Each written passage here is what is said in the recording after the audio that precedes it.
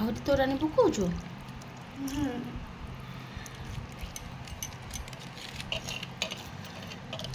ତାକୁ ଧନିଆ ପତ୍ର ଟିକେ ଆଣିଲାନି।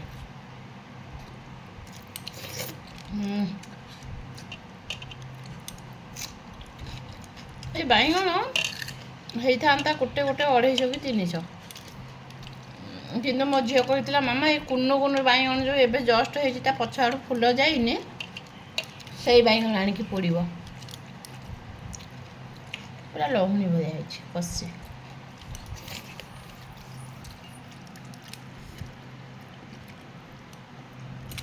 ପଣସ ମଞ୍ଜି ମୋତେ ଯେମିତି ଦେବ ମୁଁ ଖାଇଦେବି।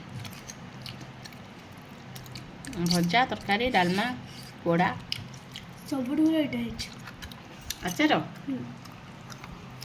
ଭଲ ଲାଗୁଛି।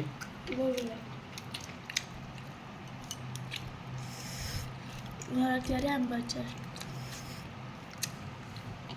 ଖଟା ମିଠା ଅଛି, ରାଗ ଟିକେ କମିଯାଇଛି ନା, ଦୋକାନୀ ଆମ୍ବଟା ବି ସଢ଼ିଲାଣି।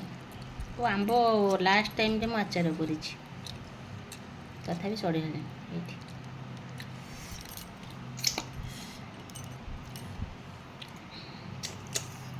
ଭଜା ଭଲ ଲାଗୁନି, ହେଲେ ଏଇଟା ବେଶୀ ଭଲ ଲାଗୁଛି।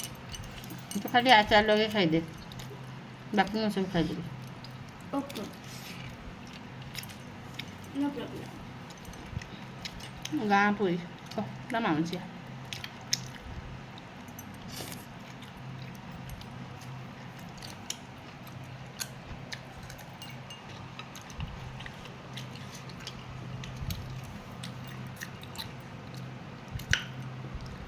ପୋଇଟା ପାଟିରେ ବସିଲେ ମୋତେ ଏମିତି ଡେମ୍ଫ ସହିତ ଚକୁଟି ଖାଇବା ଭଲ ଲାଗେ। ମୋ ଝିଅକୁ ମୁଁ ଆକୁ କୁହେ ଛୁଆଦିନେ ଯଦି ଏମିତି ଗୋଟେ ମୁଁ ଚକୁଟି ଖାଉ, କହେ ମାମା ଆଉ ମୋତେ ସେ ଚିକେନ୍ ଲେଗ୍ ପିସ୍ଟା ଦିଅ। କୋଉଟା ନା ଏଇଟାକୁ ସେ ଚିକେନ୍ ଲେଗ୍ ପିସ୍ କୁହେ।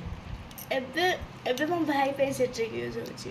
ହଁ, ଏଇଟା ଆମ ସେ ପୁତୁରାକୁ ଯଦି କହିବ ବାପା ଖାଇବୁ ନା, ନା ଆମକୁ ଚିକେନ୍ ଲେଗ୍ ପିସ୍ ଅଛି କହିଲେ ତାକୁ ଏଇ ଡେମ୍ଫଟା ଧରେଇ ଦେଇକି ଆଉ ଭାତ ଖୁଆଇ ଦେଉଥିବ। ସେ ଏଇଟାକୁ ଖାଲି ଥରେ ଯେତେ ଥର ତମେ ଭାତ ଖୁଆଇବ ସେ ସେତେ ଥର ତାକୁ ଚୁଚୁମୁଥିବ, ପୁଣି ଥୋଇ ଦେଉଥିବ, ପୁଣି ଥରେ ପାଟିରେ ପୁରୁଥିବ, ଥୋଇ ଦେଉଥିବ।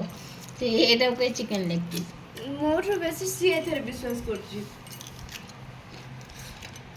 ଛୁଆଙ୍କୁ ଯେମିତି ଭଣ୍ଡେଇବାର ଅଛି ଭଣ୍ଡେଇ ଦେବ।